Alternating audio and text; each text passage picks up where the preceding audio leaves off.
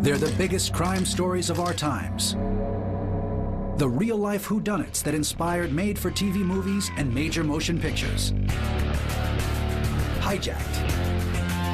Kidnapped. Vanished without a trace. I knew instantly that she had been murdered. For the next 2 hours, we'll investigate 20 of the most mysterious misdeeds of the last 75 years. We have lost a child here. Robberies, poisonings, and murders. Unsettling and unexplained. Maybe this is a guy that has something to hide. From old cold cases to breaking news, we're counting down the 20 most shocking unsolved crimes. I knew something was terribly wrong, and it all spiraled down into hell from there.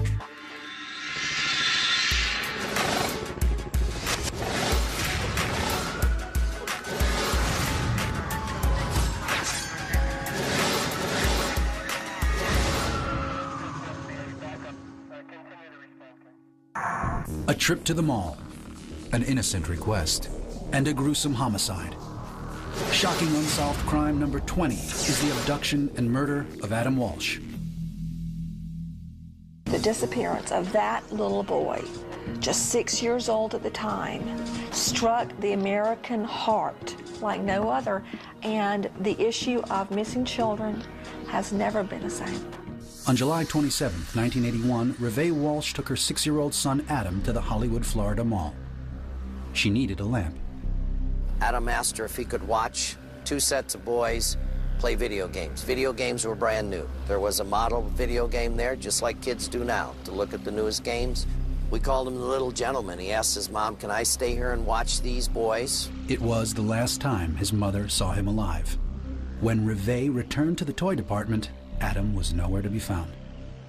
No one helped Reve look for Adam. They told her to go to customer service. Reve started the search, the most painful 2 weeks that you can ever imagine, looking for that little boy. She called the police immediately.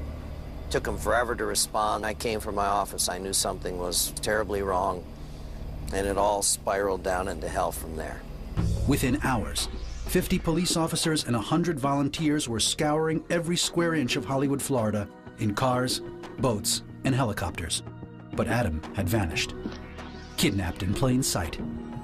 We just appreciate anything that anyone could give us any information on. You should be here with us. Adam Walsh's case brought home that your child, the thing you love the most, can be taken in a flash even at the local mall. Posters were plastered across South Florida. The boys' distraught parents, John and Reve Walsh, offered a $100,000 reward for Adam's return. I started to get that gut feeling that they were overwhelmed. We designed the first missing child poster with a profile and a front picture and a name and a weight. We just were desperate to get the word out about Adam, because after the first couple days, he wasn't even a big story anymore. 2 weeks later, on August 11th, John and Reve begged for their son's life on national television. That was the worst day of our lives. That was the day after Good Morning America that they called us up and told us that the remains of a little boy had been found in a canal, and those remains were Adam. 2 fishermen discovered Adam's severed head. I don't know who would do this to a 6-year-old child. I can't conceive of it. But police were unable to find any clues pointing to Adam's killer. Over the years, countless suspects emerged, yet few proved credible. Even serial killer Jeffrey Dahmer was interviewed about the case in 1991. There was another suspect. John Walsh was certain his son's killer was a convicted mass murderer named Otis Toole, who died in prison in 1996. I believe, and so do I think the vast majority of people who've really looked into Adam's case, that Otis Toole got away with Adam's murder. Hopefully there is justice in the next life, and he'll burn in hell for eternity for killing that little boy. After Adam's death, John Walsh's life mission became clear. He quit his job as a hotel executive and tirelessly lobbied Congress for the formation of the National Center for Missing and Exploited Children. The agency was established in 1982. The National Center was born with 2 primary missions. One was to reunite families, to bring missing children home, and to keep children safe from sexual exploitation and victimization. But John Walsh was far from done. In 1988, he began hosting America's Most Wanted. He has been an icon in the crime and justice field for many, many years. To date, Walsh has helped bring nearly 1,000 fugitives to justice. It's now been more than a quarter century since his little boy was abducted and brutally murdered. And he's never lost any of that intensity. On the 25th anniversary of Adam's abduction, President George W. Bush signed the Adam Walsh Child Protection and Safety Act into law. This law makes an important step forward in this country's efforts to protect those who cannot protect themselves. The Adam Walsh Act makes the failure to be compliant with the sex offender registry obligation a federal felony. It's a great piece of legislation. We had the honor of having President Bush sign it on July 27th, the 25th anniversary of Adam's disappearance. There was bigger news ahead. In December 2008, Hollywood, Florida police identified Adam Walsh's killer. Cops said circumstantial evidence finally proved overwhelming. It is our determination and conclusion that Otis Toole was the abductor and murderer of Adam Walsh. Although Adam's body has never been found, the case is now closed. The not knowing has been a torture, but that journey's over. He pioneered an entire musical genre. He was called the John Lennon of rap. And like Lennon, he was taken down by a gunman's bullet. Shocking unsolved crime number 19 is the murder of Jam Master Jay. When you think of Jam Master Jay, you think of a father, a husband, a pioneer, a legend. Jam Master Jay was born Jason Mizell in Queens, New York in 1965. He first achieved fame in 1986, manning the turntables on Run DMC's crossover hit, Walk This Way. The DJ used to just be the guy that played a record. Jay knocked that wall down where the DJ's actually part of the group.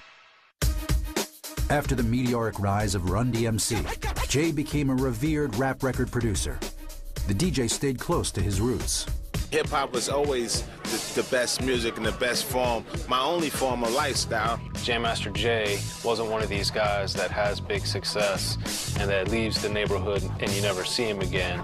He was a man of the people. He was right there in the mix. Jay was one of the strongest voices against the violence in rap culture. Their music certainly didn't reflect a lot of the violence that the other artists involved in the East Coast-West Coast rivalry had permeating throughout their music. He was seen as a peacemaker to most, but not all. On the night of October 30th, 2002, Jay was in his Jamaica, Queens recording studio with a couple of friends. They were recording some beats when they got a knock at the door. One of the women inside of the studio opened the door and two gunmen burst in. Both brandished handguns. One of them ordered everyone in the room to hit the floor. The other shot Jay point blank in the head with a .40 caliber pistol. The 37-year-old music trailblazer died instantly, inexplicably murdered in cold blood. 2,300 people came out for Jam Master Jay's funeral. What hurt so much is the fact that somebody knew who he was, knew how much he meant to everybody, and still did him like that. Heroes are not exempt from being victims of our sickness with violence. Despite all the attention in the weeks after the murder, the investigation stalled. People that witnessed Jam Master Jay's murder probably don't want to talk about it for whatever reason, whether that's fear of retaliation, or that's code of the streets. There's very little protection for witnesses. Everybody knows that.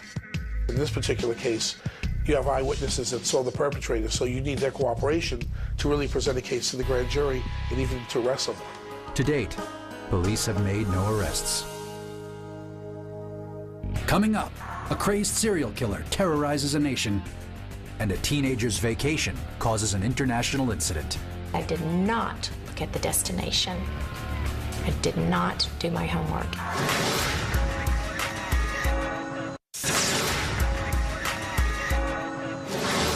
Two trusting 20-somethings out to see the world. Two sleeping bags, one heinous double homicide. Shocking unsolved crime number 18 is the murder of Jason Allen and Lindsay Cutshall. The year 2004. The location, Rock and Water Christian Adventure Camp in Kelowna, California. Jason Allen and Lindsay Cutshall were spending an idyllic summer working as camp counselors. Jason was a 26-year-old Bible college grad from Michigan. Lindsay was a 22-year-old pastor's daughter from Ohio. They were in love and engaged to be married that fall.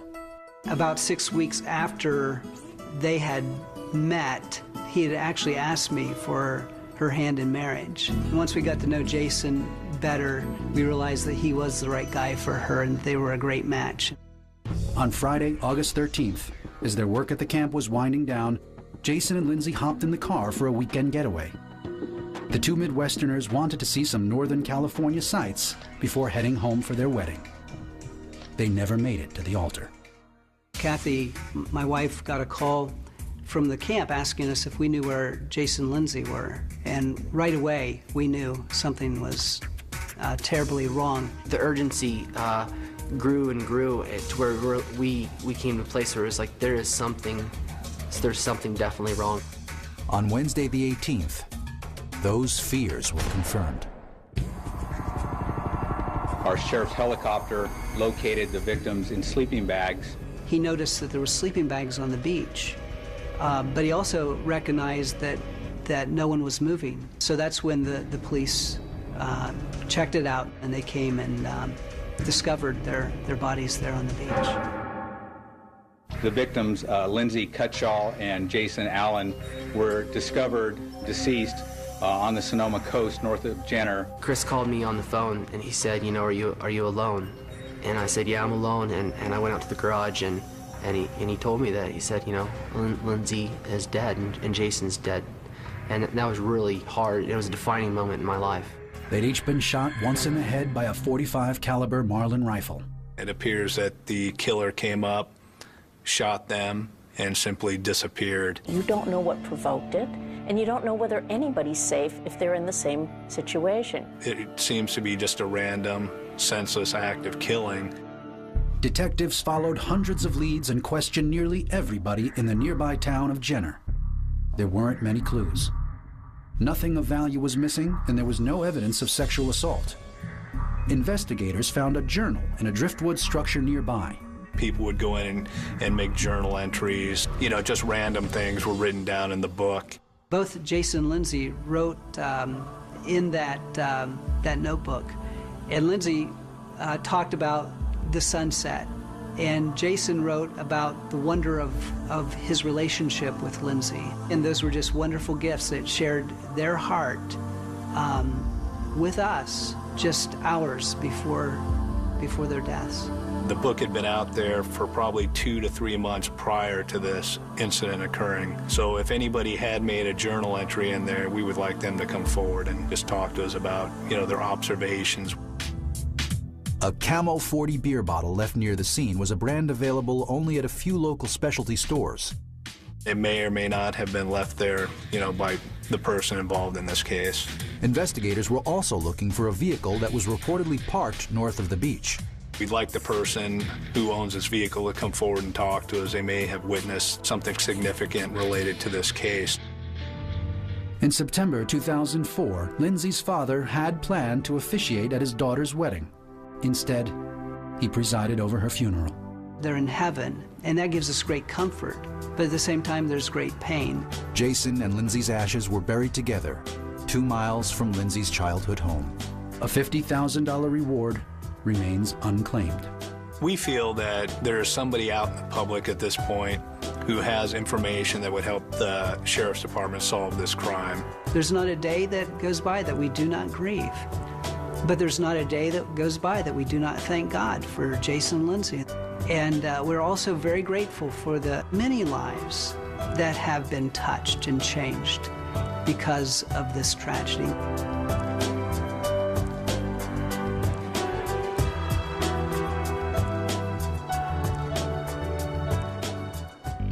Coming up, a series of senseless and random murders. Or are they?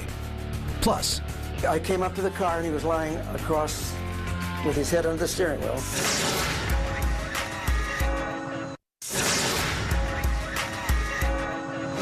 Before the World Trade Center, before Oklahoma City, a single act of domestic terrorism ushered in an era of consumer panic, Shocking unsolved crime number 17 is the Tylenol poisoning scare. The Tylenol murders was the first time in American history that terrorism actually reached into American homes and showed us how vulnerable we really are. The nation's trust in its favorite painkiller was about to be destroyed. On September 29th, 1982, a young girl named Mary Kellerman, she was 12 years old, went to her parents' bedroom complaining that she wasn't feeling very well. Her parents gave her an extra-strength Tylenol capsule and sent her back to bed. By lunchtime, she was dead. That same day, a 27-year-old woman from nearby Winfield, Illinois, took 2 capsules for a headache. She died within hours. A 27-year-old suburban Chicago man was the next to die, followed quickly by his 19-year-old wife and 25-year-old brother. All 3 family members took capsules from the same bottle of Tylenol. Several firefighters in the Chicago area were talking about the oddity of these people keeling over, and they detected the fact that all of these people took Tylenol right beforehand. Authorities looked at the remaining pills in the family's Tylenol bottle and found capsules laced with deadly potassium cyanide. It was 10,000 times more than the amount that would kill an average person. The cyanide is a chemical compound which is found in various kinds of industrial products. It basically shuts down the metabolic machinery of all your cells. You can ingest cyanide and be dead in seconds to minutes. Meanwhile, the makers of the pain reliever, Johnson & Johnson, issued a recall. Johnson & Johnson felt that their #1 responsibility was to the consumers, even to the point of withdrawing all of the products from the shelves in the Chicago area, actually nationwide, so that any risk would be removed. But the death toll kept rising. 7 victims in just 72 hours. Almost from the start, police ruled out a manufacturing problem with the medication. It was determined, and fairly quickly, that somebody was taking the capsules apart and putting in a small amount of cyanide and putting them back together and then putting them on the shelves. Ultimately, more than 30 million capsules of Tylenol were recalled, costing Johnson & Johnson an estimated $100 million. The question remained, who could commit such a crime and why? Sick people commit crimes like this. Some people do it because there's a revenge motive. They're angry at the company. Some people do it for the kicks, to see if they can read their names in the news and know that they got away with it. After a 6-month investigation, authorities had no viable leads. New tamper-proof packaging was introduced. Packaging that is now the norm for almost all forms of consumable products. To this day, we now have to struggle to open your medications because now they're tamper-proof. It also led to the 1983 Tylenol bill, which made the tampering of any consumer products a federal offense. In 1986, after yet another death, Johnson & Johnson stopped manufacturing their products in capsule form. They then withdrew all capsules and destroyed them, and sometime later came out with what's still on the market today called caplets, but you can't tamper with that the same way that people could tamper with the capsules. The identity of the Tylenol poisoner still remains a mystery. At 21, he was dubbed the rock and roll king of the Southwest. At 22, he was called the next Elvis Presley. At 23, he was dead. Number 16 on our list is the mysterious death of Bobby Fuller. Bobby and his brother Randy moved to Los Angeles in 1965 with his band, the Bobby Fuller Four. The Bobby Fuller Four's greatest hit, without a doubt, was I Fought the Law. It was a really good cut, really good recording of it, and it just, you could tell it was going to be a hit. July 18th, 1966, Hollywood, California. According to published reports, Lorraine Fuller discovered the lifeless body of her oldest son, Bobby, face down in the front seat of her 1962 Oldsmobile. I came up to the car and he was lying across with his head under the steering wheel. You could tell he had rigor mortis, and you could see blood marks on him. Local newspapers reported a gas can was found near Bobby's head. Most of the contents had been poured over his body and inside his mouth. His face was blood red and swollen. If you find somebody deceased with unexplained injuries, it raises the question of the involvement of another person. According to published reports, detectives failed to tape off the crime scene or dust the area for fingerprints. One publication claimed a witness reported seeing a plainclothes officer throwing the gas can into the trash. Yet the coroner's report officially labeled the death accident or suicide. Case closed. The injuries that were found were, in my opinion, far too significant, extensive, and atypical to be associated with a suicide. He was on the verge of major success. People were talking about him about being the next Buddy Holly. He had everything to live for. Fuller's friends and fans proposed several theories about his death. An overdose of the popular drug LSD was possible, but unlikely. If someone were to die while under the influence, then there should be LSD left in the system that you can detect. Another theory suggested Bobby was killed for insurance money. I had partners, and apparently they had taken out a policy, which I didn't know anything about. No such policy was ever paid out. Some even speculated the mob was involved. That's the first thing everybody goes to, oh, the gangsters. But I don't personally feel that there was anything like that. In the end, the official report was changed from suicide to accident. An accident forever shrouded in mystery. When we return to 20 most shocking unsolved crimes. When the kids were coming off the bus, he would pick them off, one by one.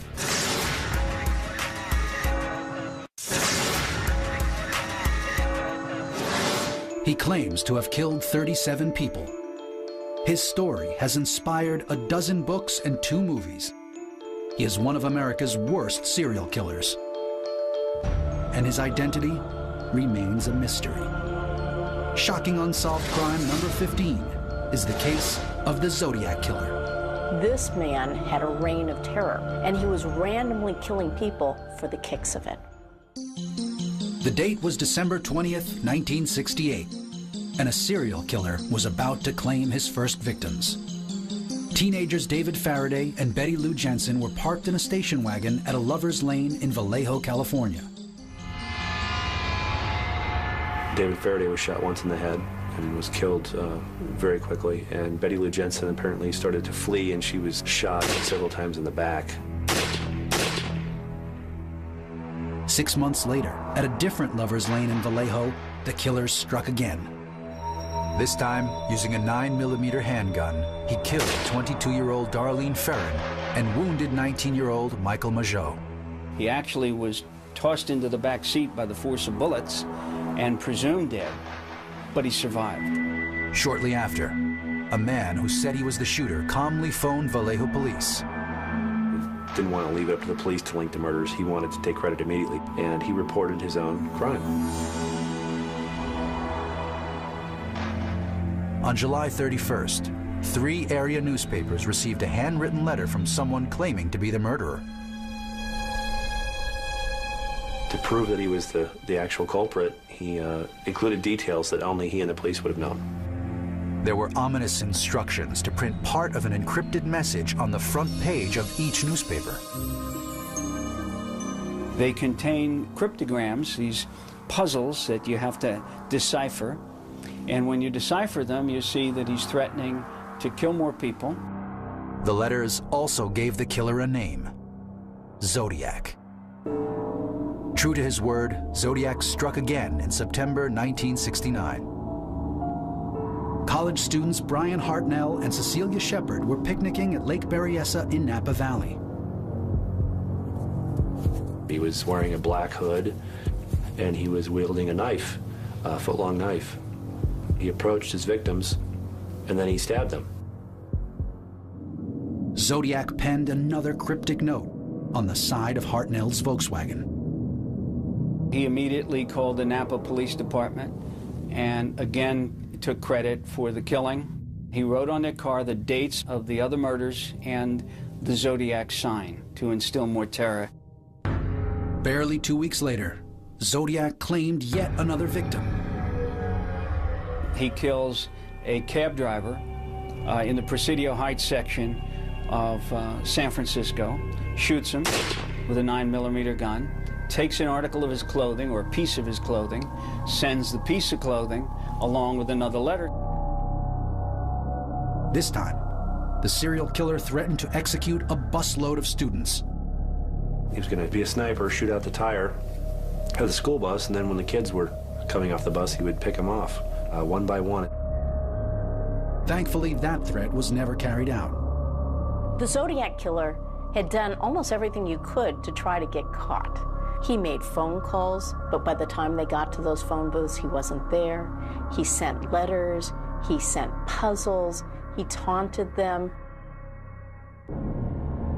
One of the last verified letters from the Zodiac killer was postmarked in May 1974. No one's sure how many murders were actually committed by the man who called himself the Zodiac killer, but at least 5 deaths are confirmed.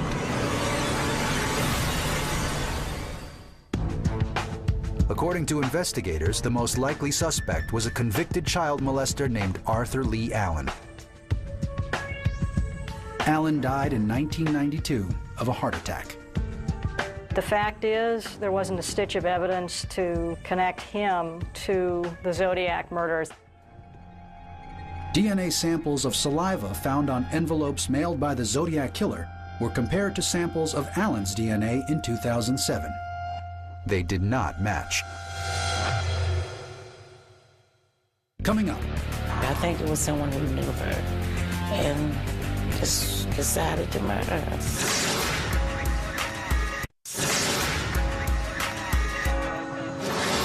It's a real-life James Bond story, a tale of international intrigue, a teacup full of poison, and one dead spy.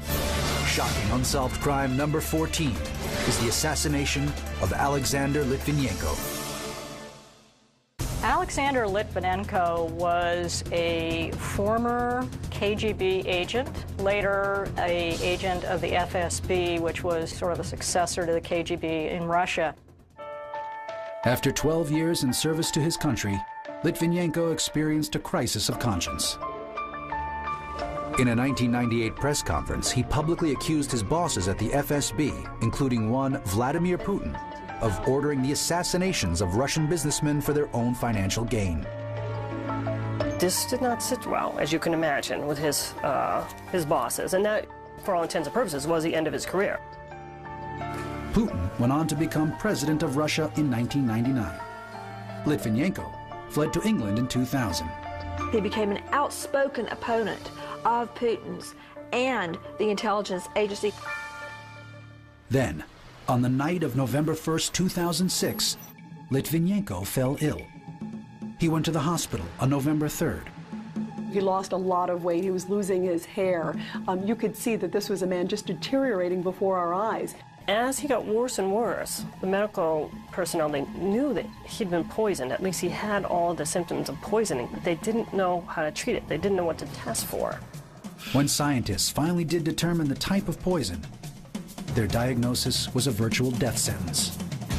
The former spy was poisoned with a highly toxic and rare chemical element, radioactive polonium-210.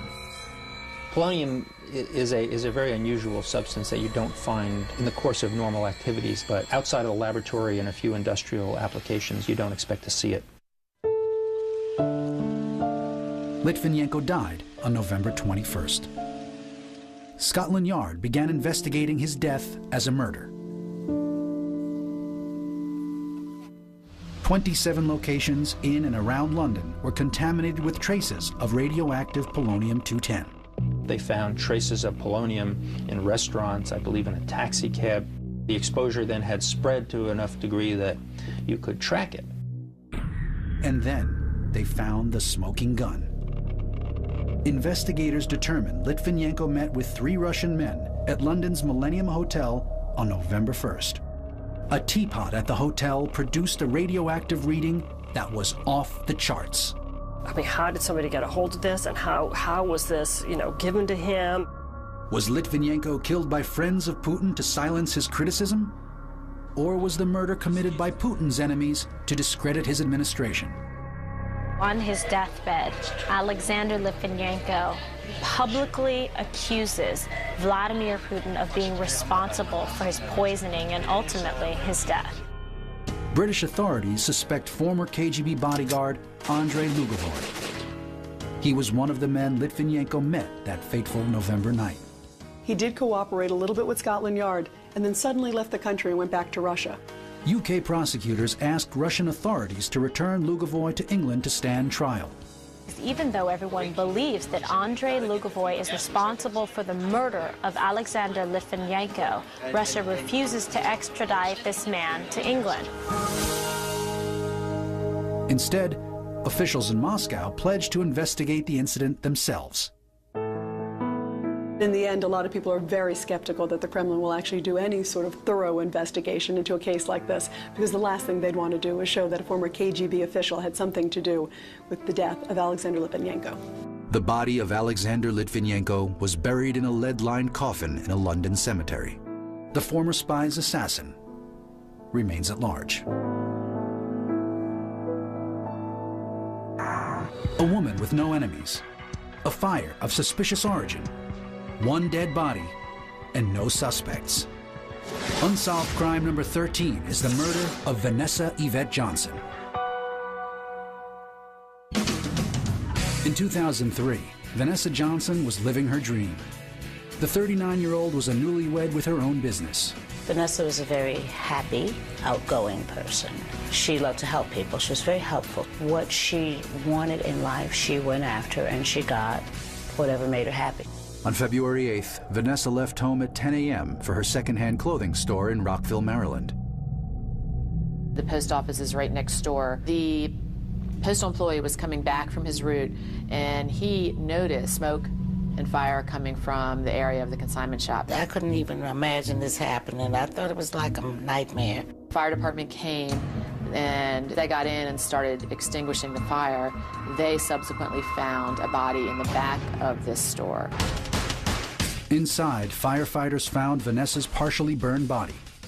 She had been stabbed 14 times. The police described to me that Vanessa put up a big fight because she was stabbed so many times, but her hands were swollen and fingers cut.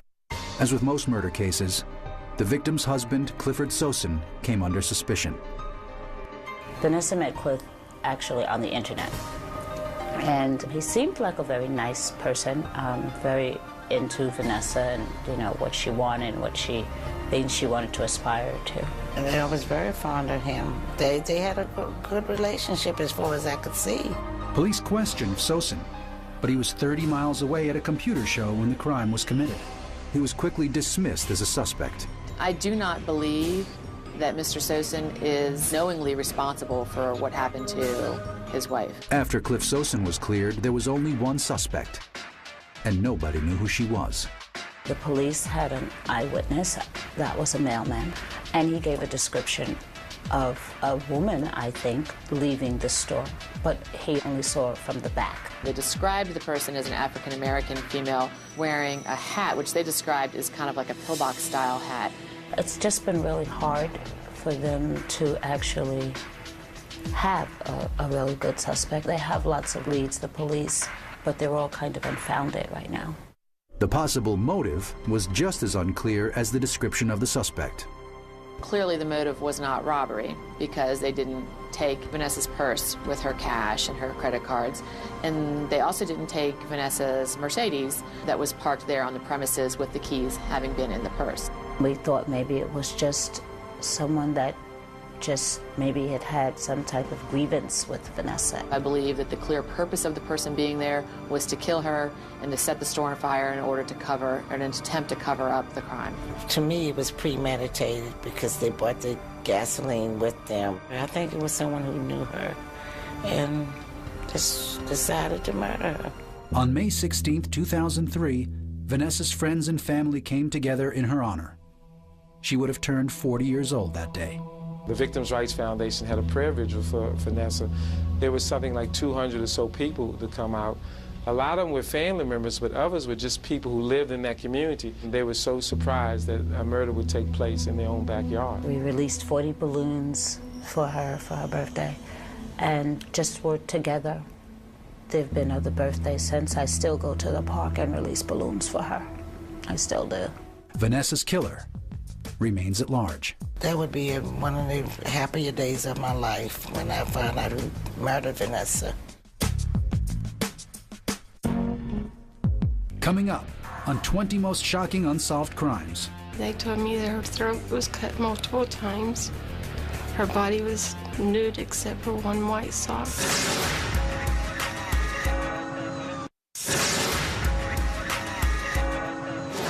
A 9-year-old brutally slain.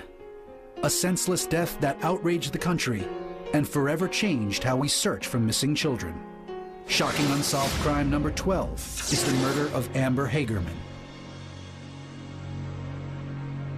Amber Hagerman is another horrible murder of a beautiful little girl that still remains unsolved. But out of that tragedy came something really, really positive. The Amber Alert. It is now a familiar part of American life. And it started with the disappearance of one little girl. Amber was just such a loving child, and she loved everybody. She was very sweet, very kind. She was a very happy little girl. She was the love of our lives. On January 13th, 1996, Amber Hagerman and her 5-year-old brother Ricky left their home in Arlington, Texas. They got on the bikes, and as always, millions of times they went around the block, and they were supposed to come right back. Well, Amber didn't come right back. I asked Ricky, where's Sissy at? And, I don't know, Mommy. And so my father, he went and got his truck. He went to look for her, and he seen her bicycle laying there, and not Amber, nowhere in sight. Amber was abducted from an abandoned Winn-Dixie parking lot. I started crying and screaming and walking towards where she was abducted at and screaming her name in disbelief. It can't be happening. The only witness to the crime, 78-year-old Jimmy Kevill, could provide few details. He described Amber's kidnapper as a man in a black pickup truck. He turns around to see her just in time, the man picking her up off her bicycle, throwing her in the black truck, and the black truck drives off, and they're gone. Immediately, local and state law enforcement began searching the area by ground and air. We got more and more FBI agents and more police officers, and it just grew bigger and bigger, and still just no luck. I want my baby home. Just let her go, please. Just let her go and she'll find her way home. If Amber's kidnapper saw Donna's plea, he wasn't moved. Well, I wanted my little girl found. The media was the only thing that I was able to do. So I did as many interviews as I could. I got Amber's picture out as much as I could. A man walking his dog found Amber's body 4 days after her disappearance. The head was face down in the water. Most of the body was kind of crooked around a rock. The current was running fairly fast behind it. They told me that her throat was cut multiple times. Her body was nude except for one white sock, and her body was face down in the creek bed. Amber's gruesome death touched a nerve and affected a nation. Amber and me, we were just everyday normal people. We're just quiet country folks that mind our business, and I was really shocked how the media got involved and how it spread so fast, and it just seemed like the whole world knew about Amber and just within days. The Center for Missing and Exploited Children helped launch a national early warning system to notify the public whenever a child is abducted. A system they named Amber. Time is the enemy in the search for a missing child. In 74% of abduction homicides, the child is dead within the first 3 hours. So we have got to mobilize the eyes and ears of the public to generate that key piece of information. Amber Alerts have become an increasingly important tool in rescuing kidnapped children. I did not want another mother to feel the way I am feeling, or another child to be butchered like my little girl was. And I knew I just had to just get up and stand up for our kids' rights and for other mothers. 360 children's lives have already been saved as a direct result of Amber Alert broadcasts. That really changed the way that people look for missing children by using the national media. So out of that terrible, horrible, unsolved case has come something really positive and a real legacy for little Amber. The search for Amber's killer continues. Still, Donna Norris can take some solace. It means a lot to me because, when my daughter was here, she was always such a little mommy to other children, and she always took care of them. So I think this is just another way for her to keep doing what she was doing, taking care of children and keeping them safe. Coming up on 20 Most Shocking Unsolved Crimes, a nation is paralyzed when murder comes by mail, and a beautiful little girl meets an ugly end. Plus, she allegedly said the minute that she realized her daughter wasn't there, "They've taken her."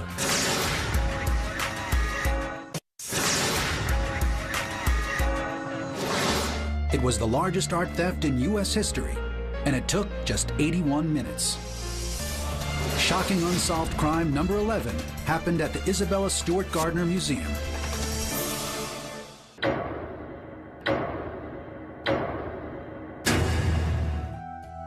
It might have been the perfect time to commit a crime in Boston. The early morning hours after St. Patrick's Day. That's when two men dressed as police officers showed up at the Gardner Museum near Boston's Fenway Park. It was 1:24 a.m. on March 18, 1990. The two phony policemen buzzed the intercom. They claimed to be investigating a disturbance on the grounds. The guards took the bait and let them in.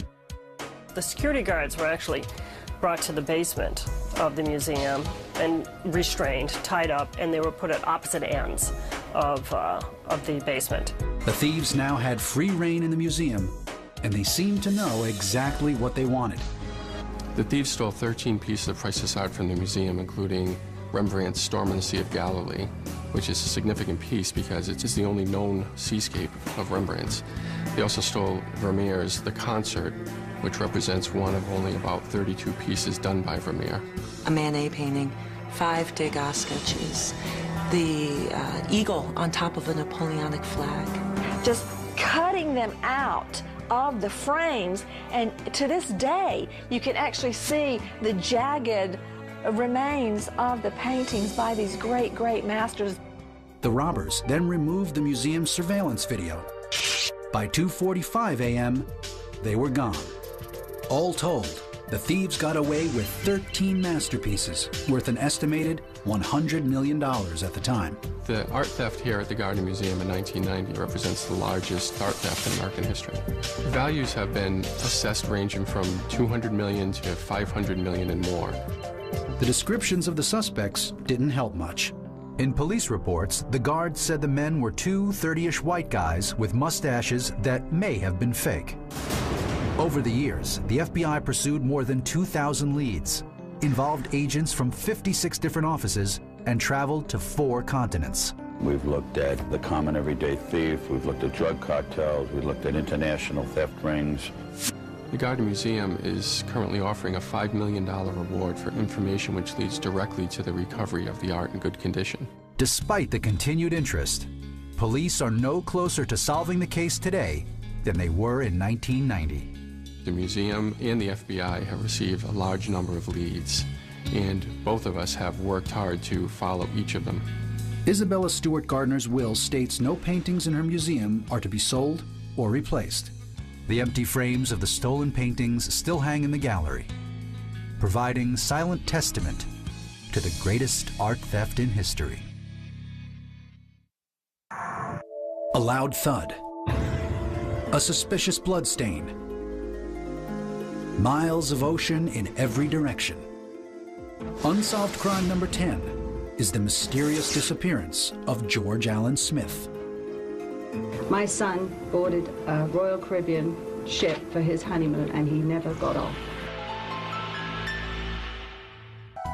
On June 29, 2005, Connecticut newlyweds George Allen Smith and his wife, Jennifer Hagel Smith, arrived in Barcelona, Spain.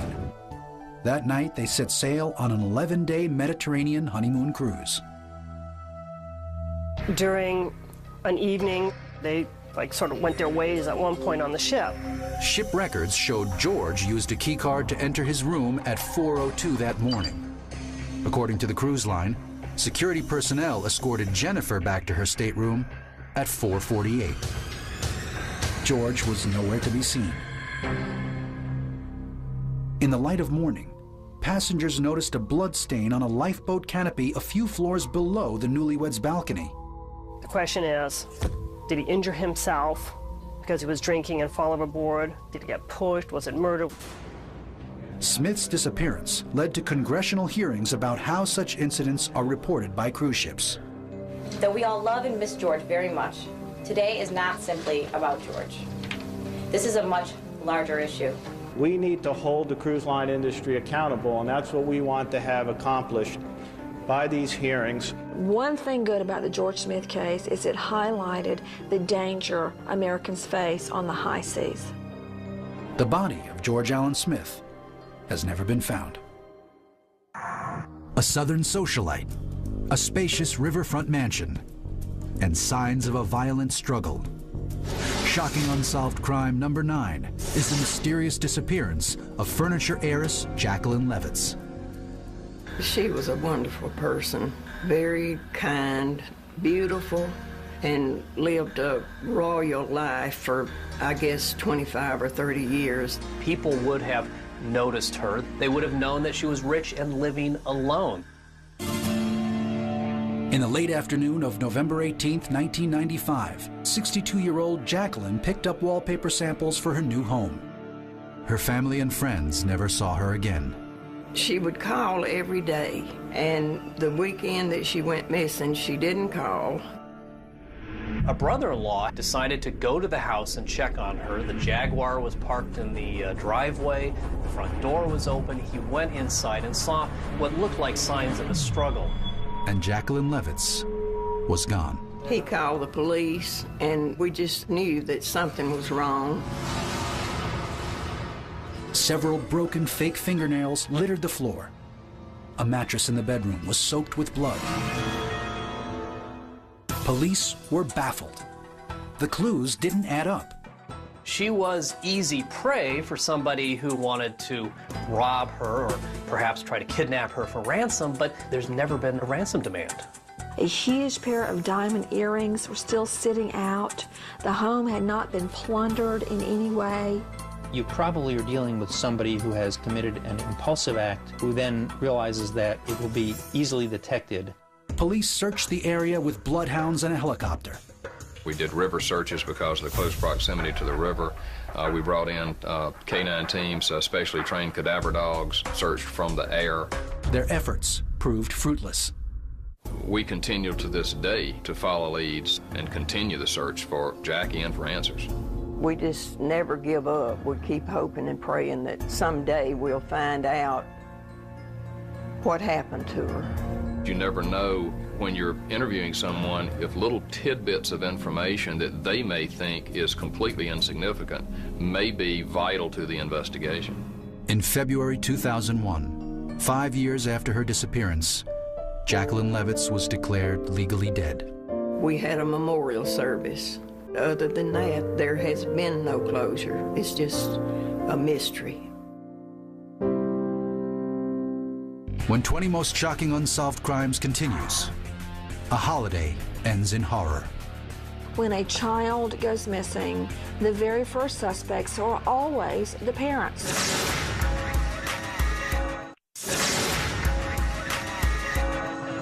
The only thing more heartbreaking than losing a child? At one point being named a suspect in her disappearance. Shocking Unsolved Crime number 8 is the mystery of Madeleine McCann. On May 3, 2007, Kate and Jerry McCann were wrapping up a 7-day holiday at the upscale Mark Warner Ocean Club Apartments. This was a British couple who was on vacation in Portugal in Praia da Luz, in a beautiful resort town, had rented an apartment there, was there with their daughter Madeline and their 2 twin children. On their last night, Jerry and Kate put the kids to bed and met 7 friends for dinner. The buildings were kind of spread apart, and the McCanns, were dining, and they left their children in their apartment. They were, in fact, a full football field length away from their child. They could have gotten babysitters at this luxury resort there in Portugal. They didn't. They could have easily afforded it. They didn't. They left the children totally alone. They would each take turns going to check on the children.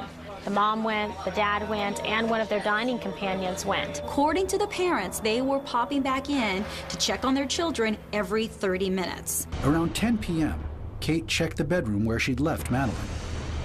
According to published reports, witnesses heard Kate scream.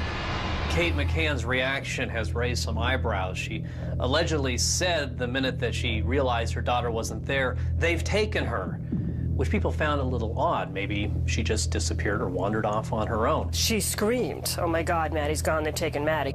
Not only was the apartment unlocked, but a window was open. Over the next several days, 130 police officers and volunteers combed the Portuguese countryside. There was no sign of the little girl.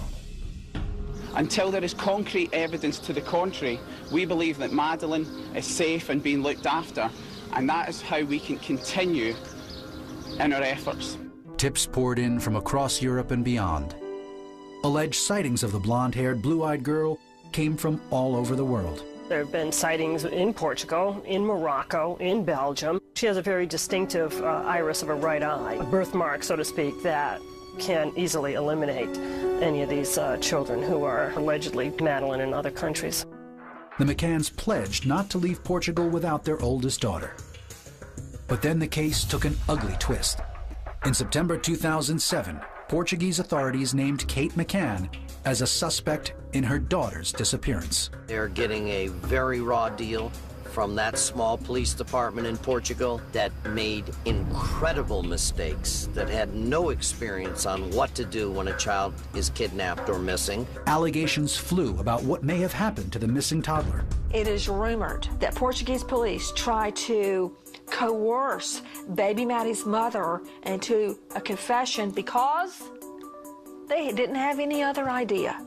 Now, if that is true, shame on the Portuguese police. Another theory is perhaps she was abducted to be sold because she is a beautiful white blonde child with relatively light eyes, which is apparently quite a commodity in many parts of the world. The McCanns returned to England, September 9th, 2007.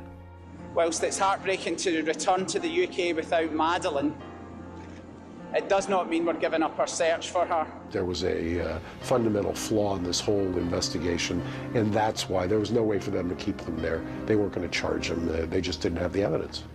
In October, a Portuguese judge ruled there was no evidence to warrant continued questioning of Madeline's parents. By July 2008, Portugal's Attorney General ordered police to halt the investigation for lack of evidence. The McCanns were then formally cleared as suspects. Authorities said they would reopen the case if new details emerged. There have still been no arrests. I'd like to express our sincere gratitude and thanks to everybody, but particularly the local community here who have offered so much support. Please continue to pray for Madeline. She's lovely. When we return, a killer goes postal. I believe that it's the type of attack that we must prepare for to happen again.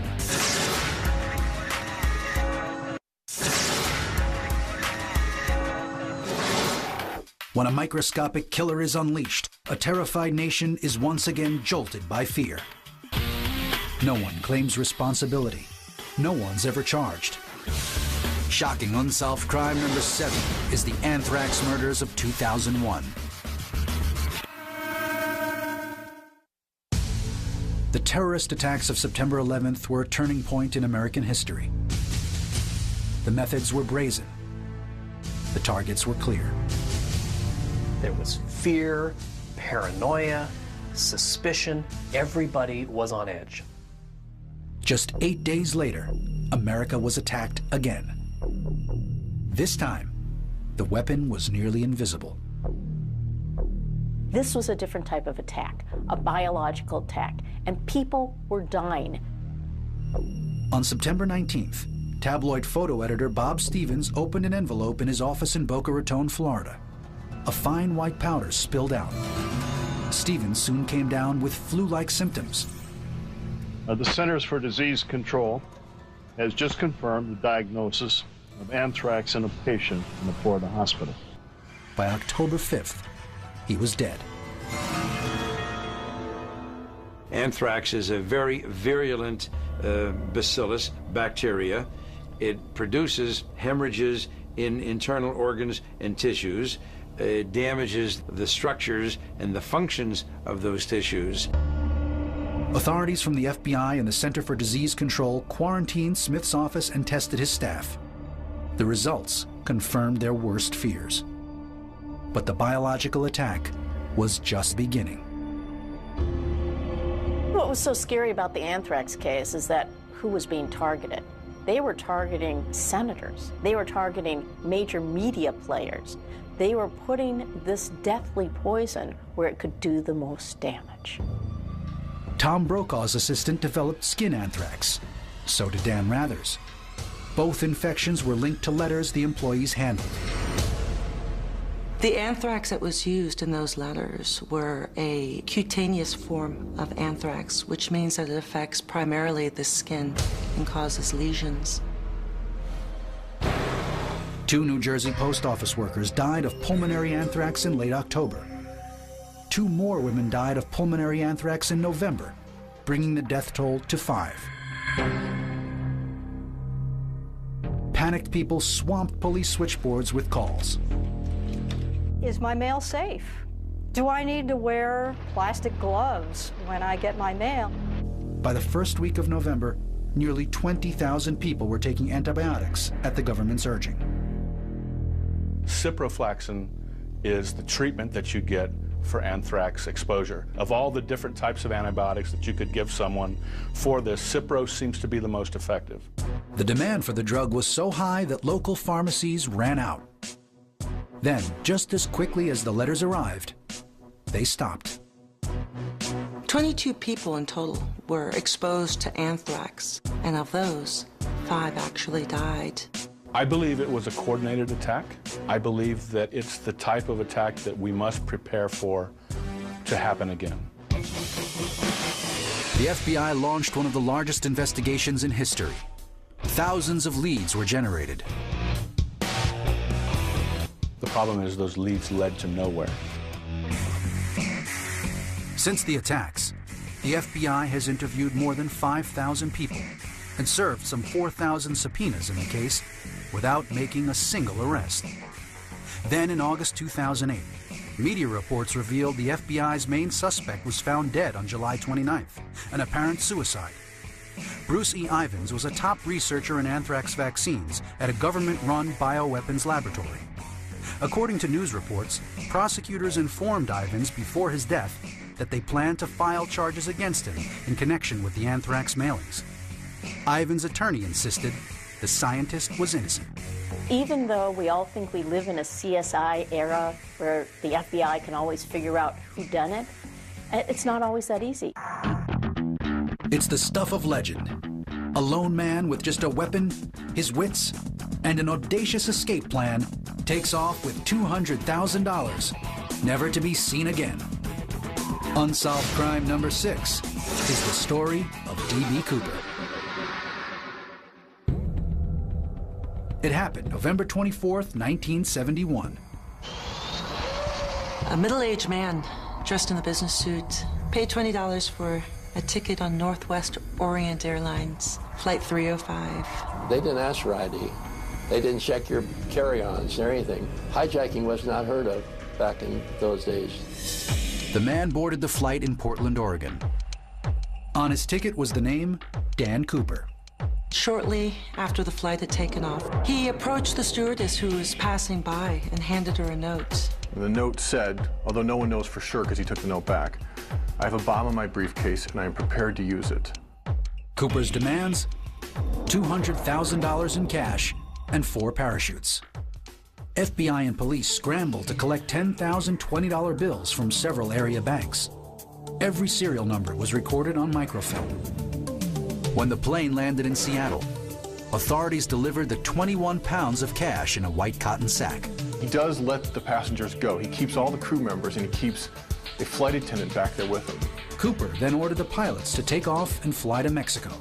He tells them to fly no higher than 10,000 feet, and he tells them to put the flaps of the plane at 15 degrees. He knew that was as slow as the plane could go and as low as it could fly without danger that he would be able to sort of jump. At 8:12 p.m., Cooper opened the back door of the Boeing 727 and jumped into the cold and rainy northwestern night. Had he landed in the trees, he would have survived. Whereas they say if you landed in water, then you're dead. Some people think that he ended up in the bottom of a river, and that he was there and that someday his skeleton will be found. Police weren't taking any chances. They launched a massive manhunt. After the weather cleared, they centered their search in a remote mountainous area 45 miles north of Portland, Oregon. I believe 600 National Guardsmen were deployed through this pretty mountainous terrain. Nothing is ever found. After the hijacking occurred, the FBI was interviewing a person whose name was D.B. Cooper, thinking that might be a suspect, and it turned out it wasn't. But the way they transmitted on the news was that the skyjacker's name was D.B. Cooper. D.B. Cooper had vanished. But in 1980, almost 9 years after the hijacking, a fresh clue. February 10th, 1980, a kid named Brian Ingram was playing in the banks of the Columbia River, digging in the sand when he uncovered what looked like some old, moldering $20 bills. Authorities confirmed that the nearly $6,000 was part of D.B. Cooper's haul. But what did the discovery mean? How did the money end up on the riverbank? Where was Cooper and the rest of the money? Once again, the trail went cold. Nothing was ever found, no clothing, no parachute, no shoe, no belt buckle, no bones in that area. And hunters and fishermen, people that used that woods, not one scrap has ever been found. Since 1971, the FBI has investigated more than 1,100 serious suspects. In the meantime, Cooper the felon became Cooper the folk hero. He's a guy who decided he was going to do this one big thing, and he's either going to make a lot of money or die doing it. And I think a lot of people like me like to believe that he survived. To this day, the incident remains the only unsolved hijacking in U.S. history. Coming up. She was really essentially entirely skeletonized at that point. When we return to 20 most shocking unsolved crimes.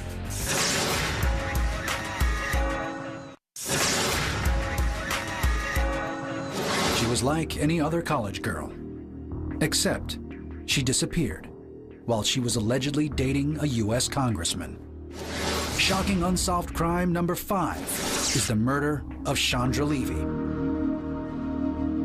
24-year-old Chandra Levy was a college student working in Washington, D.C. Chandra Levy had just concluded an internship with the Federal Bureau of Prisons. She worked in their public affairs department. She'd been given notice that the term was over and that was it. She thought she was going to stay in Washington and get a job, and that had fallen through. In late April, Chandra prepared to head back to California to attend her college graduation. She had canceled her lease for her apartment and her gym membership and told her parents and told others that she was going to come home and get her diploma. Levy emailed her flight information to her parents. Then, the errands and emails stopped.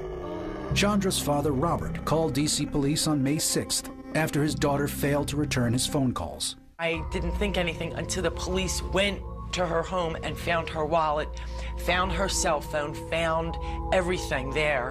When you go out the door, you don't leave your wallet behind. Police with cadaver-sniffing dogs scoured a nearby park where Chandra sometimes jogged, but there was no sign of the missing intern. They looked through her phone records and her email to see who she was talking to and to see if she was having a problem with somebody, something that will give them a tip as to why she would disappear when she did. What investigators discovered took them by surprise. They found references in her emails to relatives that she was in this relationship with Congressman Condit. He was the last person to speak with her. And because they had this relationship that was sort of a secretive relationship, it was something that people thought, well, maybe this is a guy that has something to hide. This made California Congressman Gary Condit a person of interest to investigators. Chandra and I had spoken about her having a life with Gary Condit. She told me that he was married, he had children, and that she was involved. She was having feelings for this person, strong feelings. She had said that there was this 5-year plan that he was going to finish his term out and she was hopefully going to get a job in D.C. and that he was going to tell his wife and he was going to end up being with her. On July 6th, according to published reports, the 53-year-old congressman confessed to police that his relationship with Chandra was more than just platonic. He did indeed admit to having an affair and having some connection with Chandra Levy in that regard, but to this day he maintains he had nothing to do with her disappearance. Many in the press labeled Condit's behavior suspicious. After this affair came out, it looked really bad for Gary Condit because the whole point here is that they had an affair, but does that mean he murdered her? And a lot of people made that association. There was never, ever any evidence to support that, but that was the implication. Meanwhile, without a body, it was impossible to determine what happened to Chandra. I believe and I continue to hope and pray that she will come back to us alive. On May 22, 2002, at least part of the mystery was solved. A man hunting for turtles in a D.C. area park found the skeletal remains of a young woman. I've received word from Dr. Arden over at the D.C. Medical Examiner's office that the remains found earlier today are in fact Chandra Levy. Chandra Levy's remains were discovered in a wooded area in Rock Creek Park, a very large park in Washington, D.C.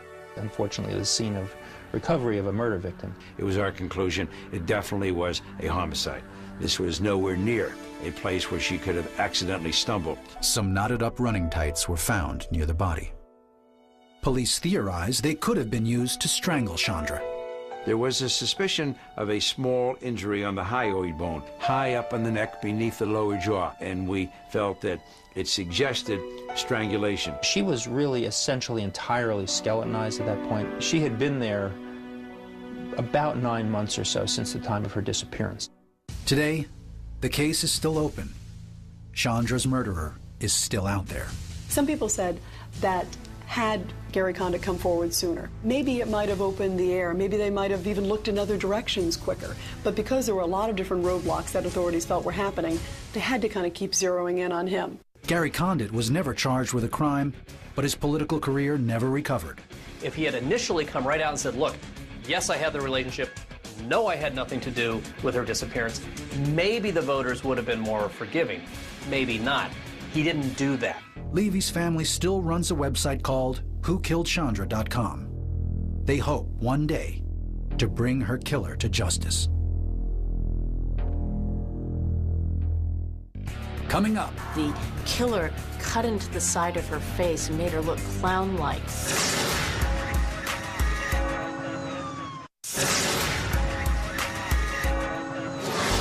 A powerful labor boss with mob ties. A kidnapping with few clues. A whodunit that stumped investigators for 3 decades. Shocking unsolved crime number 4 is the disappearance of union boss Jimmy Hoffa. Jimmy Hoffa is one of the most influential and yet notorious figures in terms of unions.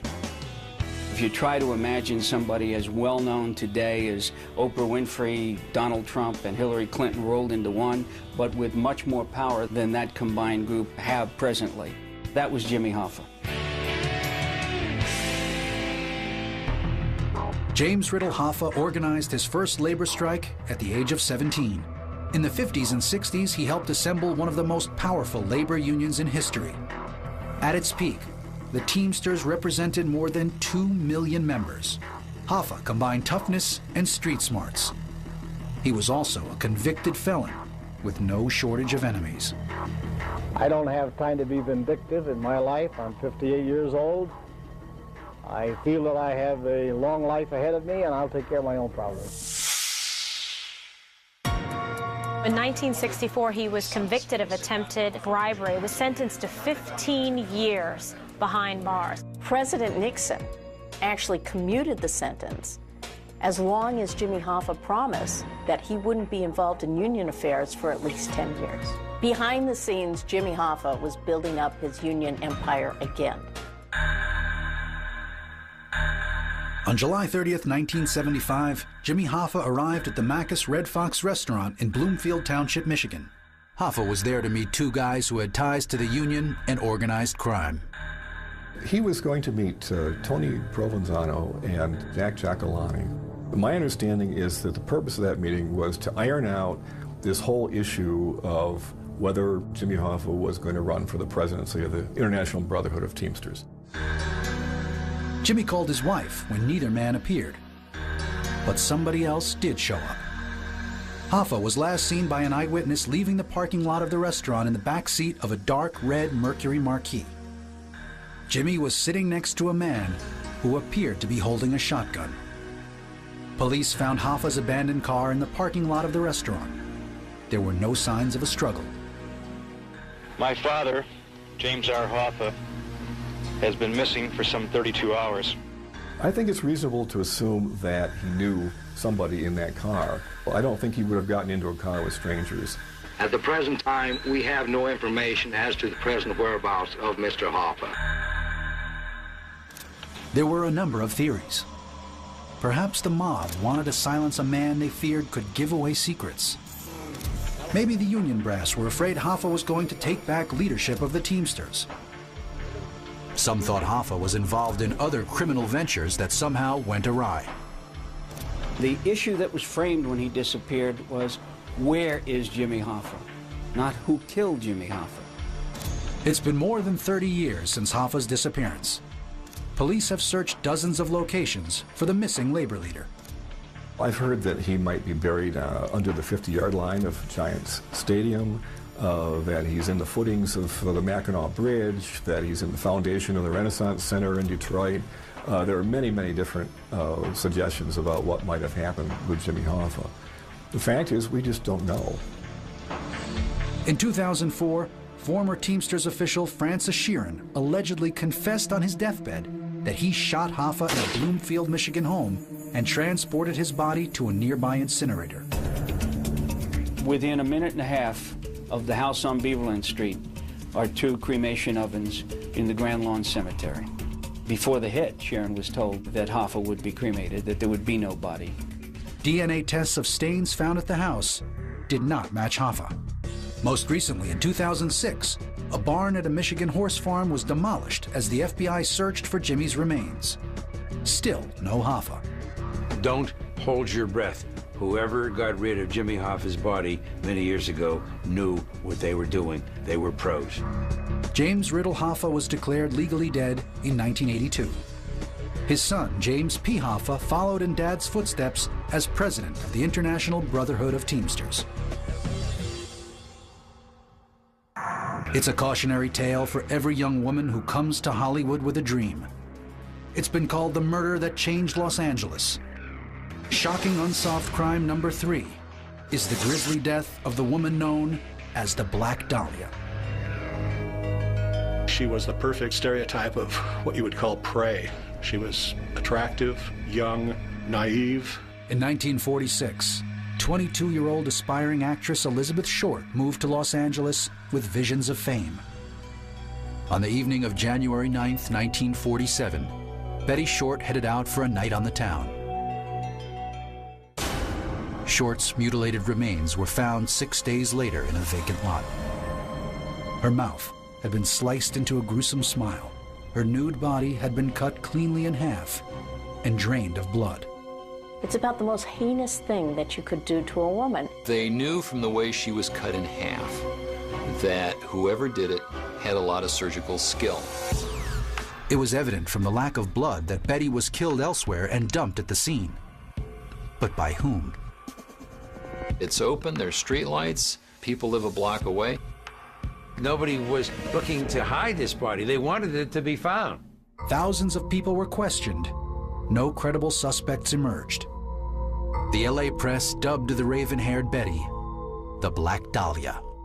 Since 1947, more than 500 people have confessed to killing the Black Dahlia. Police don't believe any of them. The fact is, there is nothing left of the physical evidence to compare. If that evidence were available today, they could try to do the DNA testing on it, but that opportunity is long gone. Ironically, through her gruesome death, Elizabeth Short achieved the fame she sought. Coming up, we're down to the final 2 shocking unsolved crimes on our list. You have to be thinking in terms of the possibility of a psychosexual killer, a serial killer. A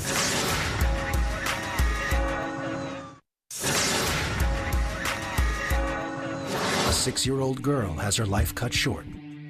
The clues in the case lead in every direction, yet nowhere at all.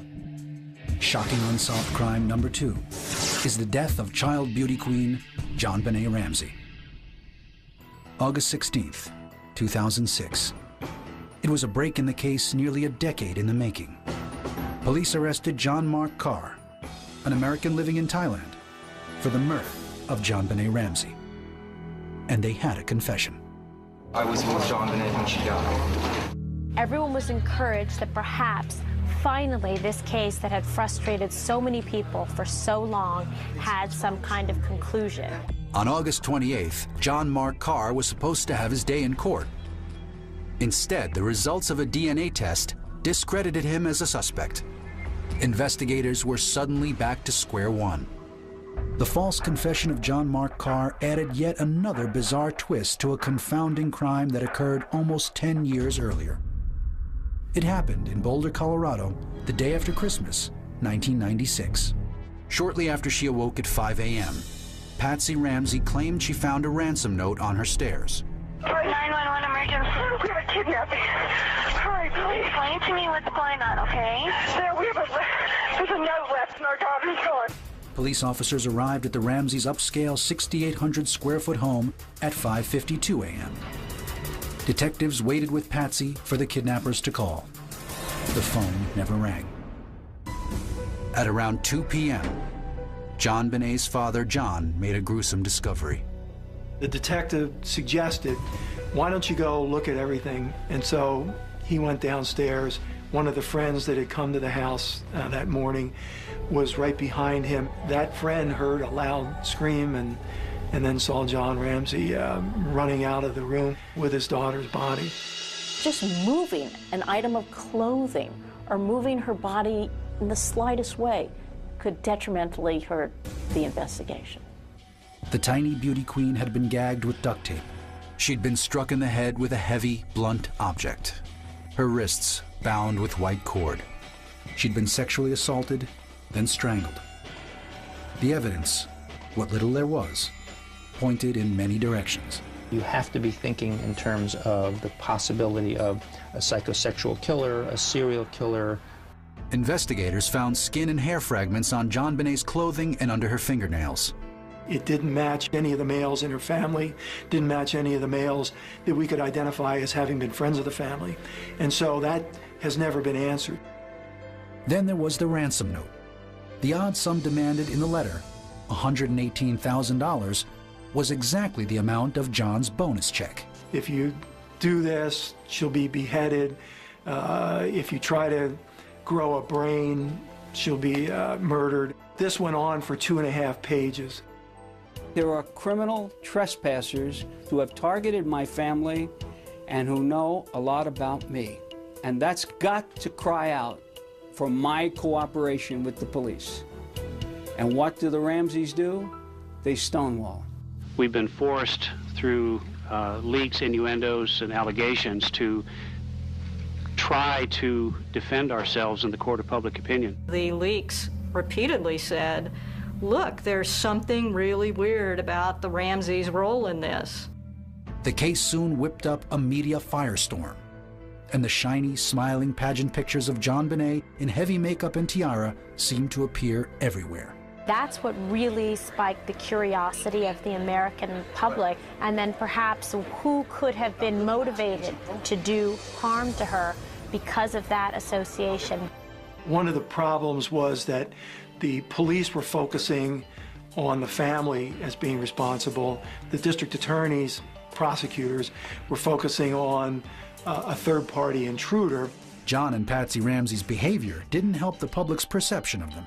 From the very early stages, they threw up defenses, and those defenses just didn't allow the police to dispel any suspicion. And so that led to further suspicion. I did not kill my daughter, JonBenet. Let me assure you that I did not kill JonBenet. The reality is that when a child goes missing, the very first suspects are always the parents. We have lost a child here. No one is going to win, even when we find the killer. After a 3-year investigation, a Boulder, Colorado grand jury spent 9 months reviewing the evidence. In all, 122 suspects were considered and then cleared. It really doesn't matter what my opinion is or what anybody's opinion is. What matters is there evidence that can prove beyond a reasonable doubt, and it never rose to that level. In December 2006, Patsy Ramsey died after a battle with ovarian cancer. In July 2008, District Attorney Mary Lacey announced that new DNA tests cleared Ramsey family members as suspects. Lacey said the test showed JonBenet was murdered by an unknown male. The DA wrote John Ramsey an apology for the years of suspicion the Ramseys endured. I think JonBenet will never get justice. I don't think John Ramsey will ever know who killed his daughter. The stress and the nightmare of being a suspect in your daughter's own murder may have sped up Patsy Ramsey's demise. It's just a terrible case that I don't think will ever be solved. Coming up, the #1 most shocking unsolved crime on our list. I knew instantly that she was either had been murdered or that she had been kidnapped.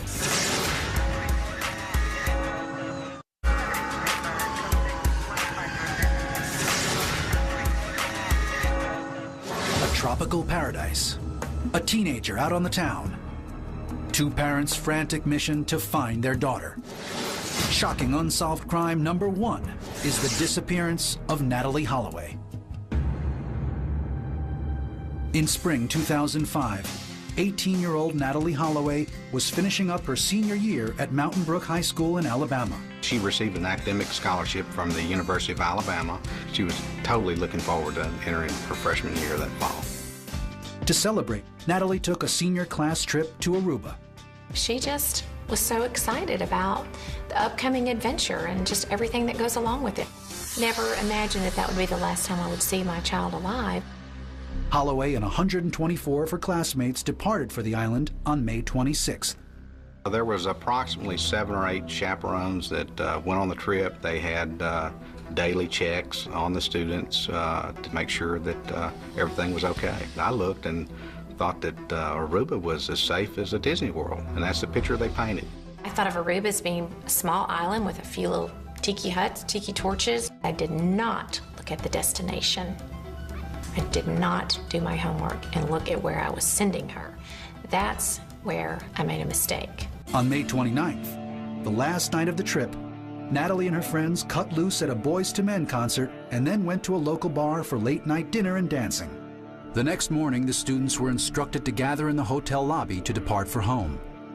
But Natalee never showed.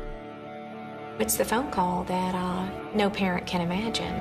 It was a young girl, and she was just saying that my mother needs to speak with you. I knew instantly that she was either had been murdered or that she had been kidnapped. Bad news traveled fast. Natalee's brother Matt called their father. When Natalee missed that plane, we knew something was wrong because she was never late for anything. She was prompt, on time, and had everything planned out. At 11 p.m., just 12 hours after her daughter went missing, Beth was in Aruba. That's when we began the absolute nightmare of landing in Aruba and beginning to try to navigate, a foreign country. It really set in when we first got on the island and realized that when we stopped at that first police station that no one knew what was going on. The lack of communications between the departments on an island that's only 20 miles long and 5 miles wide, I knew then that this is just not right. According to published reports, the last people seen with Natalie that night were locals Joran Vandersloot and his two friends, the Kalpoe brothers. We had the car that Natalie was last seen getting into. We had the description of the suspects, and we even had part of a name. Joran Vandersloot was 17 years old. He's a Dutch national that lived in Aruba, met up with Natalie at the Holiday Inn Casino, and everybody in the group liked him, and he made a bond with some of those girls at that time. The Aruban police questioned the young men, and Vandersloot told them Natalie was fine when he dropped her off at her hotel. Hotel security cameras never recorded Natalie's return. Joran was actually taken into custody and named as a suspect, as were the Kalpoe brothers. From that point on, their stories changed a number of different times. Joran denied any wrongdoing and was released from custody. The Kalpoe brothers also denied they had anything to do with Natalie's disappearance. Natalie's parents weren't convinced. These young men were just merely toying with the interrogators. Stories became insurmountable. One lie would splinter off in 5 lies. When you continue changing your story, that brings up a suspicion that you are involved in something. The Holloway family plastered the island with pictures of Natalie. We began taking those posters and just placing them on telephone poles, store windows, any place imaginable. The Arubans were very, very helpful in the beginning of trying to find answers or even search for Natalie. In fact, the government let all the workers off one day to initiate a ground search across the island. We couldn't ask for anything better. We just kept thinking, of course, with every tip that came in, this is it. We're just about to get her. Now we look back on them, just absolutely bizarre and crazy calls that were coming in. We started a reward within the first few days. The reward now is $1 million for her safe return and $250,000 for information leading to her recovery. Almost everyone is in agreement that Natalie was quite intoxicated on that evening. Some people have alleged was there narcotics ingested either voluntarily or involuntarily, as one of the theories of the case goes. The known facts are we have the last 3 men that Natalie was seen alive with. We have the condition that she was in, according to the suspect's description of her in their statements. And then we have 22 different stories that they fabricated to explain what they did with her that night. This case took so many crazy twists and turns. They arrested all 3 of the guys that she was with that night. They arrested a couple of security guards. They let go and then rearrested some of the guys that she was with initially that night. But at the end of the day, they couldn't press charges on any one of those cast of characters. Natalie's mother refused to be silenced. I thought about all the hell that the island had dragged us through for 10 days. I made my pledge right there that I would take Natalie's story to every high school and college podium, because no parent should endure what we did. Beth Holloway established the International Safe Travels Foundation in Natalie's name. I think it's all about preparedness and just making sure the traveler understands that their personal safety boils down to them. I ask the young travelers to bring their plans full circle. And we can't help but go back in Natalie's case and think, what if a friend had set a time and a place to meet before they left that establishment? I know it's very simple, but when you're in a foreign country, it can save your life.